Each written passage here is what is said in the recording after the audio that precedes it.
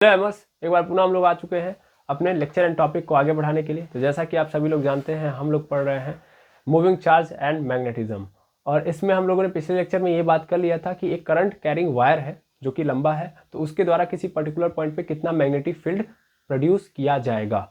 अब आज हम ये देखेंगे कि अगर हम एक करंट कैरिंग कंडक्टर को, जो कि लॉन्ग है यानी लंबाई में है, उसको अगर हम किसी मैग्नेटिक फील्ड के अंदर लेके जा रहे हैं तो कितना फोर्स उसके ऊपर लगेगा। तो चलिए आइए बिना देर करते हुए हम इस चीज़ को फील करते हैं और समझते हैं। तो हेडिंग डाल लीजिए आप अपने हिसाब से, बाकी हम पहले कॉन्सेप्ट समझाएंगे, लास्ट में हेडिंग बनाएंगे।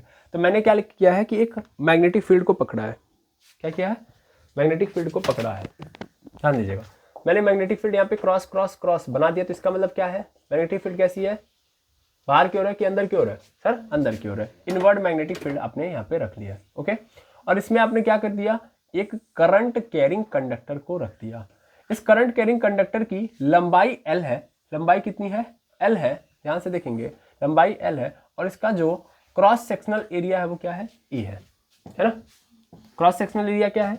A है, और इसकी लेंथ क्या है? L है। ठीक है, और ये एक मैग्नेटिक फील्ड के अंदर आ चुका है। और ध्यान दीजिएगा कि ये करंट कैरिंग वायर है, इसका मतलब इसके अंदर I करंट का फ्लो हो रहा होगा। I करंट का फ्लो हो रहा होगा।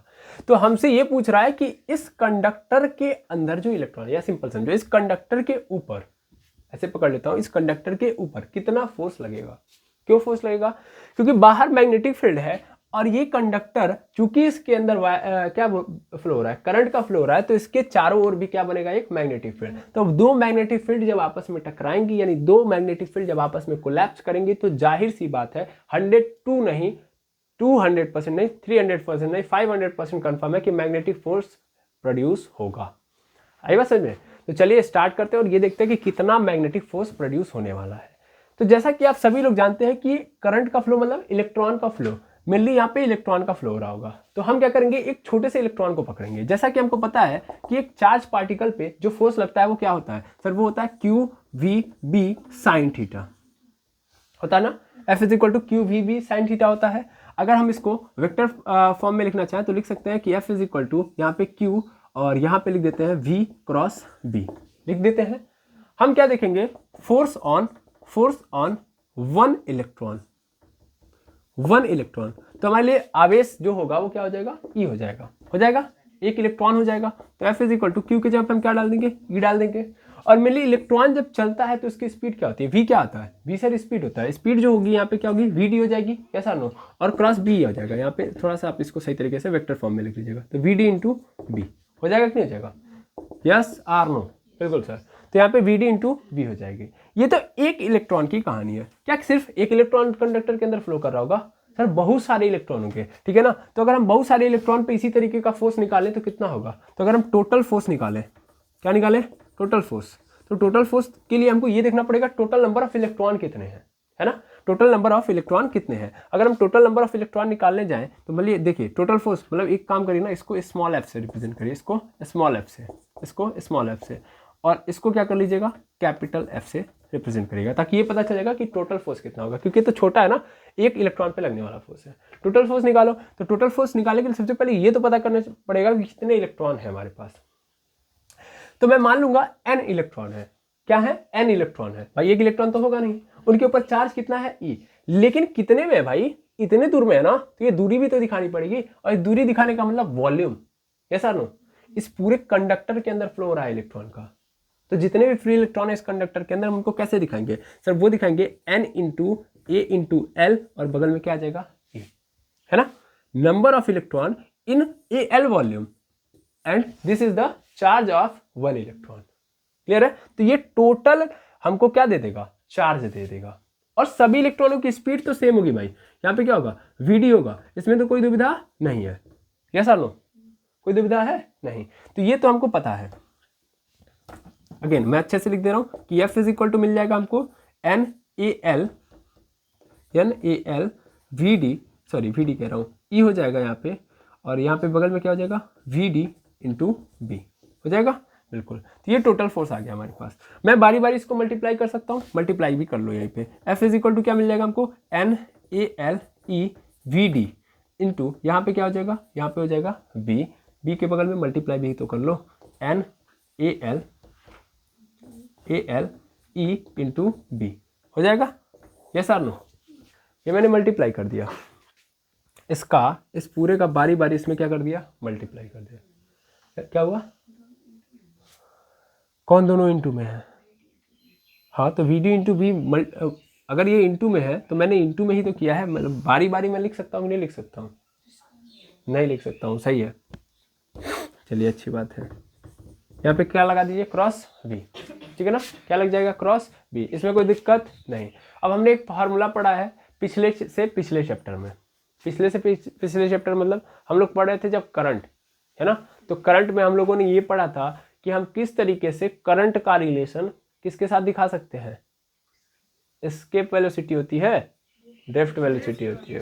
कौन सी velocity? Drift velocity. What is drift velocity? तो ये वेलोसिटी वो वेलोसिटी है जिसके थ्रू इलेक्ट्रॉन आगे बढ़ रहा होता है ना? कभी भी एक करंट कैरिंग कंडक्टर का नाम ले रहे हो तो उस करंट कैरिंग कंडक्टर के अंदर इलेक्ट्रॉन का फ्लो होगा, तो इलेक्ट्रॉन का फ्लो जिस स्पीड से होता है उसको हम बोलते हैं अनुगमन वेग, ड्रिफ्ट वेलोसिटी। और ड्रिफ्ट वेलोसिटी का हम लोगों ने क्या देखा है, रिलेशन देखा है, किसके साथ? करंट के साथ। वो रिलेशन क्या है बता सकते हैं मुझे? बिल्कुल सर, एकदम सिंपल है। I इज इक्वल टू क्या होता है? I इज इक्वल टू क्या होगा sir? I is equal to होगा हमारे पास, I इज इक्वल टू, ध्यान से हम देखेंगे अगर तो होगा NeAlVd। होता है कि नहीं होता है? यही होता है, बताइए फटाक से बताइएगा, क्या ऐसा होता है कि नहीं होता है? अगर नहीं होता है तो हम छोड़ देंगे। नहीं होता है, कंफर्म नहीं आप लोग। I इज इक्वल टू क्या होता है? यही होता है,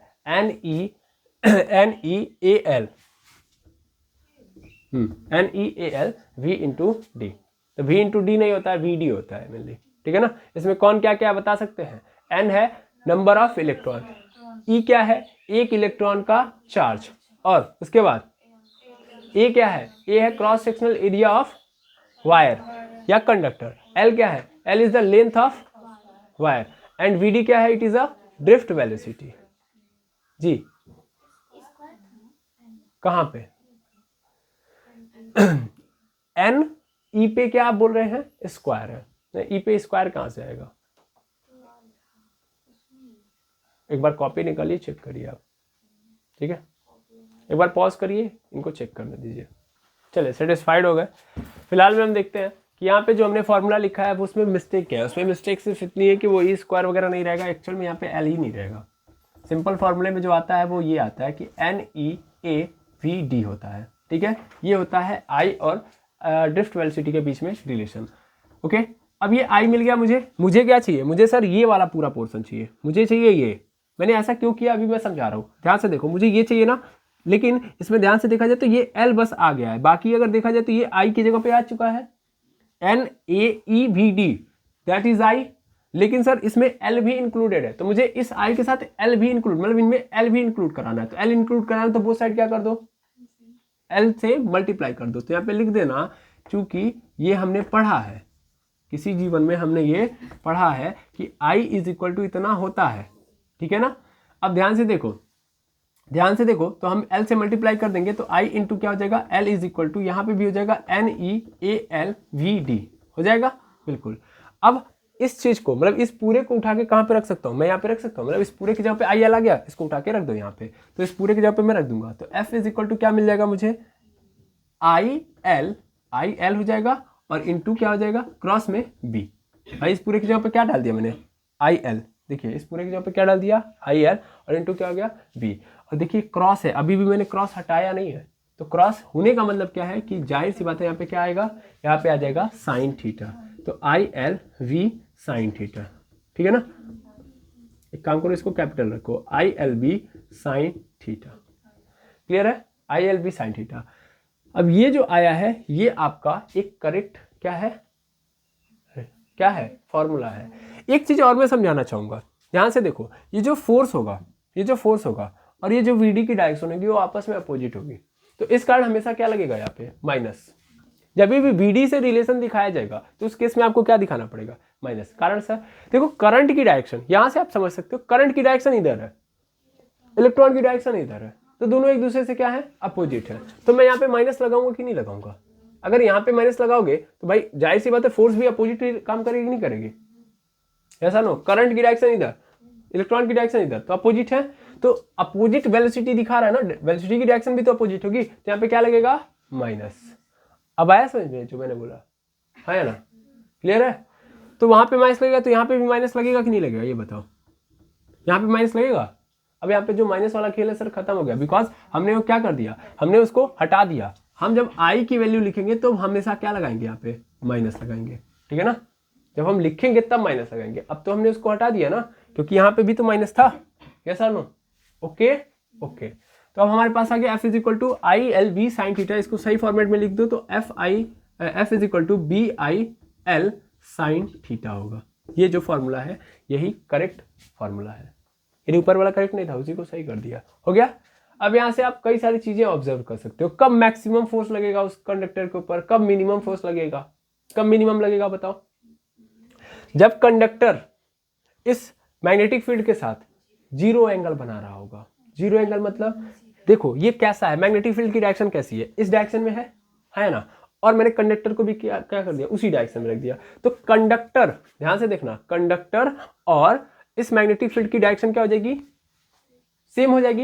यानी सेम होने का मतलब जीरो एंगल क्रिएट होगा। जीरो एंगल क्रिएट होगा तो जाहिर सी बात है, क्योंकि साइन थीटा ना यार, इसको पकड़ो, साइन थीटा कब जीरो होगा सर, जब साइन जीरो मिलेगा। साइन थीटा कब जीरो होगा, जब साइन जीरो मिलेगा तो यानी थीटा जब जीरो मिलेगा तब क्या मिलेगा हमको, वैल्यू जीरो, यानी मिनिमम। क्योंकि जब जीरो रखोगे यहाँ पे जीरो हो गया तो पूरी वैल्यू क्या आ जाएगी, जीरो।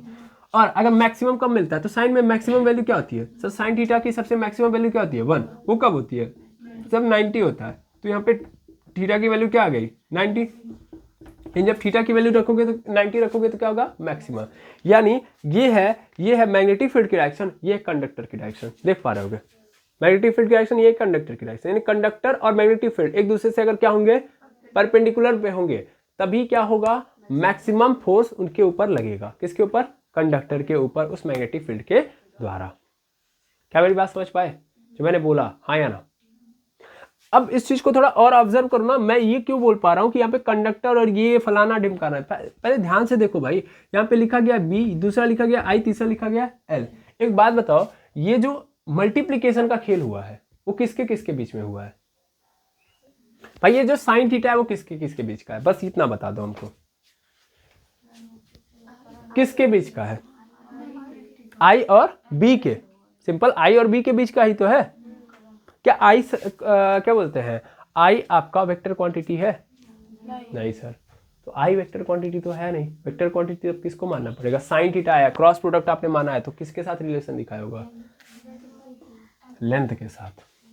आयो समझ में। अब आपको सर लेंथ कहाँ से वेक्टर क्वांटिटी, लेंथ भी तो नहीं है ना, लेकिन आपको ये पढ़ाया गया है कि लेंथ को हम क्या लेके चल रहे हैं, वेक्टर, क्योंकि लेंथ की अपनी एक पर्टिकुलर डायरेक्शन हमने मानी हुई है, समझ में आ रहा है ना। तो यहाँ पे एक्चुअल में डिस्टेंस हमको इससे लेके चलना है, लेकिन ये जब दोनों एक साथ आएंगे तब हम इसको लेके चलेंगे। याद करिए आप, आई डी एल बार बार लेके चल रहा हूँ, इसको मैं क्या मान रहा हूँ, वेक्टर मान रहा हूँ, यस और no, ideal is a vector. जब हम क्या ले रहे हैं, हम एक करंट का सेगमेंट पोर्शन, सेगमेंट ले रहे हैं, तो सेगमेंट लेने का मतलब क्या होता है, इसका मतलब करंट के साथ लेंथ को लेके आएंगे तब ये क्या बन जाएगा, वेक्टर। ऐसे फील कर लो, करंट के साथ लेंथ आएगा तो वेक्टर, और जाहिर सी बात है जिस डायरेक्शन में करंट होगा वही तो लेंथ की भी डायरेक्शन होगी भाई। ऐसा तो है नहीं कि कोई कंडक्टर ऐसे है और करंट ऐसे जा रही होगी, तो कहाँ जाएगी, कंडक्टर में अपना करंट फ्लो होगा, हाँ या ना, समझ पा रहे हो। ये रहा कंडक्टर और ये रहा करंट की डायरेक्शन, पॉसिबल है नहीं, कंडक्टर में ही तो करंट फ्लो होगा। तो भाई लेंथ और आई दोनों एक साथ कंबाइंड है, उनको वेक्टर मानेंगे हम, ओके। तो आई लो एल लो, कंफ्यूज नहीं होना है, ओके, समझ आना ना। तो ये जो डिस्टेंस बताई गई है सर, ये जो साइन थीटा है ये इन दोनों को एक साथ और इसके बीच का है, ठीक है, ठीक है। अब देखो ये जो साइन थीटा है इसका मतलब सीधा सीधा, अब हम जब आई और एल की दोनों कंबाइंड बात करेंगे तो हम कंडक्टर की सीधी सीधी डायरेक्शन देखेंगे भाई, कंडक्टर की डायरेक्शन किधर किधर है। लेकिन फ्लेमिंग साहब ने बोला कि हम केवल और केवल क्या लेंगे, आई लेंगे। हम आई पकड़ लेते हैं, काम खत्म, वही कंडक्टर की भी डायरेक्शन हो गई, लेंथ की डायरेक्शन हो गई, सब खेल खत्म, समझ आ रहा है ना। तो कंफ्यूजन बिल्कुल क्रिएट नहीं करना है। कंडक्टर पकड़ रहे हो तो कंडक्टर की डायरेक्शन मतलब उसमें देखो करंट की डायरेक्शन किधर की ओर है, समझ आ रहा है ना। पूरा खेल करंट की डायरेक्शन पे डिपेंड करता है। तो अब करंट की डायरेक्शन किधर है, ध्यान से देखो, करंट की डायरेक्शन है इधर। फ्लेमिंग साहब का रूल याद है, कौन सा हैंड लेना है, लेफ्ट हैंड लेना है कि राइट हैंड, लेफ्ट हैंड लेना है, समझा ना। तो फोर्स निकालने के लिए हम लोग कौन सा लेते हैं, लेफ्ट हैंड। लेफ्ट हैंड के अंदर 3 फिंगर निकालते हैं और तीनों क्या होने चाहिए, म्यूचुअल परपेंडिकुलर होने चाहिए एक दूसरे से, यही रूल था ना। अब खुद भी आप फील कर सकते हो। और इनका ये जो रूल था वो पहले ही बताया जा चुका है कि वो तभी एप्लीकेबल है जब परपेंडिकुलर होंगे, है ना। तो हम अगर देखना चाहें कि फोर्स की डायरेक्शन किधर होगी तो हम ऐसे बता सकते हैं, बिल्कुल। तो देखो करंट की डायरेक्शन किधर है, करंट की डायरेक्शन है इधर, मैग्नेटिक फील्ड की डायरेक्शन किधर है सर, अंदर की ओर, है ना। तो ये कंडक्टर के ऊपर जो फोर्स लग रहा होगा वो कहाँ लग रहा होगा, नीचे की ओर। करंट की डायरेक्शन ये रही, ये किसकी डायरेक्शन है। अच्छा ये बताओ किसको, फिर से अगेन पहले कनेक्ट करो। ये हमको पता है कि थंब जो बताता है वो फोर्स बताता है, ये क्या होगा, ये मैग्नेटिक फील्ड बता रहा है और ये करंट बता रहा है। तो गलत क्यों बोल रहा है, गलत कर दिया ना, ये होगा, समझ में आ रहा है, कहाँ लगेगा, ऊपर की ओर। करंट की डायरेक्शन इधर, मैग्नेटिक फील्ड की डायरेक्शन अंदर, तो फोर्स कहाँ पे लग रहा है, ऊपर। फ्लेमिंग का लेफ्ट हैंड रूल ये है, जिसमें इस थंब के थ्रू हम क्या दिखाते हैं, फोर्स की डायरेक्शन को दिखाते हैं, इसके थ्रू हम मैग्नेटिक फील्ड की डायरेक्शन दिखाते हैं और इससे क्या दिखाते हैं, करंट की डायरेक्शन को दिखाते हैं। क्लियर है कि नहीं है, हाँ या ना, ठीक है। तो सबसे पहले क्या कर लीजिए, आप इतना नोट डाउन कर लीजिए। अब ये बात अगर क्लियर हो गई तो आप यहाँ से लिख सकते हो कि भैया F इज इक्वल टू, भाई वो तो डायरेक्शन निकालने के लिए बता दिया मैंने कि फोर्स कहाँ लगेगी, ऊपर, वो क्लियर हो गया। पहले ये देख लो मैक्सिमम फोर्स के लिए क्या करेंगे। मैक्सिमम फोर्स के लिए हमको हमेशा थीटा क्या रखना है, 90 पे रखना है ना। मतलब थीटा क्या रखोगे 90, तो आपको मिल जाएगा BIL sin 90, और sin 90 की वैल्यू क्या होती है, sin 90 इज इक्वल टू क्या मिलता है 1, तो वहाँ पे 1 हो जाएगा। लेकिन अगर मिनिमम फोर्स की बात करोगे यानी F मिनिमम रखना चाहते हो तो उस केस में आपको थीटा क्या रखना पड़ेगा 0, तो उस केस में पूरा का पूरा फोर्स में क्या हो जाएगा 0। यानी जब भी मैग्नेटिक फील्ड और करंट की डायरेक्शन सेम हो जाएगी तो उस केस में मैग्नेटिक फील्ड उस करंट के ऊपर कोई भी फोर्स नहीं एक्सर्ट करेगी। क्लियर है। लेकिन अगर म्यूचुअल परपेंडिकुलर रहेगी तभी ज़्यादा फोर्स पैदा कर पाएगी, ये बात हमेशा ध्यान में रखनी है। अब दूसरी बात यहाँ पे जो ऑब्जर्व कर लेना वो ये ऑब्जर्व कर लेना कि जब भी हम फोर्स निकालते हैं तो इस फोर्स के अंदर जिस कंडक्टर को हम लेते हैं, जिस कंडक्टर को लेते हैं उस कंडक्टर के अंदर पैदा होने वाले करंट को लेते हैं। ये जो आई आया है वो इस कंडक्टर का है, ये जो आई है वो किसका है, इस कंडक्टर का है। जो आपने क्या लिया है इसके साथ साथ लेंथ ली है वो भी किसकी है, वो इस कंडक्टर की है, जिस कंडक्टर की बात कर रहे हो। बट मैग्नेटिक फील्ड बाहर वाला है, मैग्नेटिक फील्ड किसका है, बाहर वाला। ये जो आपने बी लिया है ये बी किसका है, ये बाहर वाली मैग्नेटिक फील्ड है। समझ में आ रहा है ना। इस बात को याद रखिएगा कि मैग्नेटिक फील्ड हमेशा दूसरे की लेनी है, लेकिन आई और एल हमेशा जिस कंडक्टर की बात हो रही है उसकी लेनी है। ठीक है, ये क्यों कह रहा हूं, क्योंकि आगे जाके आपको बड़े अच्छे से इस पे एक और एप्लीकेशन मिलेगा। ठीक है, तो वहां पे जब आप यूज करोगे, मतलब एप्लीकेशन में नहीं बोल सकता, मतलब एक डेरिवेशन और आएगा, उस डेरिवेशन में फिर आपको क्या करना होगा कि एक करंट कैरिंग वायर लेना है, फिर एक दूसरा करंट कैरिंग वायर लेना है, दोनों को आमने सामने रखना है। तो इसके पास भी मैग्नेटिक फील्ड है, इसके पास भी मैग्नेटिक फील्ड है, दोनों लगाएंगे एक दूसरे के ऊपर फोर्स, यस और नो। तो वहां पे जब आप फोर्स लगाओगे तो आप कंफ्यूज रहोगे कि बी किसका ले, आई किसका ले और एल किसका ले। समझ आ रहा ना। तो आई और एल जिसकी बात कर रहे हैं उसकी लेंगे, लेकिन मैग्नेटिक फील्ड दूसरे का लेंगे। समझ आ रहा ना, ये बात क्लियर होना चाहिए। इसको लिख लो, दूसरे का, और ये क्या होगा अपना। ठीक है, कोई दुविधा। मैक्सिमम कब होगा, जब क्या होंगे, म्यूचुअल परपेंडिकुलर होंगे। जीरो कब होगा, मिनिमम कब होगा, जब पैरेलल होंगे। ठीक है ना। तो ये भी याद रख लेना कि फोर्स मिनिमम कब होगा, जब आई एल जो है, आई एल पैरेलल हो जाए बी के, और अगर आई एल क्या हो जाए, परपेंडिकुलर हो जाए बी के, तब उस केस में हमको क्या मिलेगा, मैक्सिमम। ठीक है ना, मैक्सिमम चाहिए तो आई एल को बी के परपेंडिकुलर रखना पड़ेगा। ठीक है, ठीक है, ये सब कुछ आपने नोट कर लिया। तो अब आप हेडिंग भी डाल दीजिए। हेडिंग क्या है, हेडिंग है magnetic force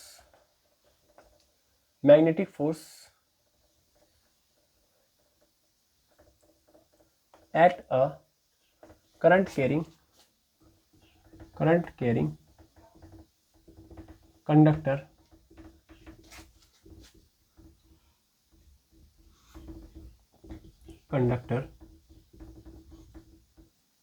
in a magnetic field।